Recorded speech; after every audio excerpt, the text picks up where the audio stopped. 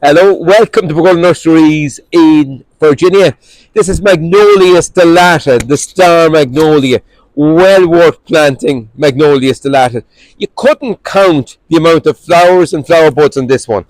Positioned correctly, it will flower for about, we've counted last year, 10, 11 weeks in spring from first to last flower. There's lots and lots of flower buds going to still open on this one. The flowers are perfectly star shaped, and look at the size of this plant. It's about, I suppose, about 10 or 12 years old.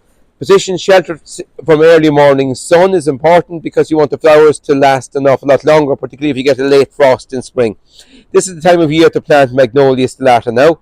Dig a hole twice the depth of the pot, some super thrive planting fertilizer at the bottom, compost and soil on top of that in the same banking around, and feed regularly with our high iron formula to keep them in good shape. But every garden should have Magnolia Stellata. They are absolutely fantastic in spring.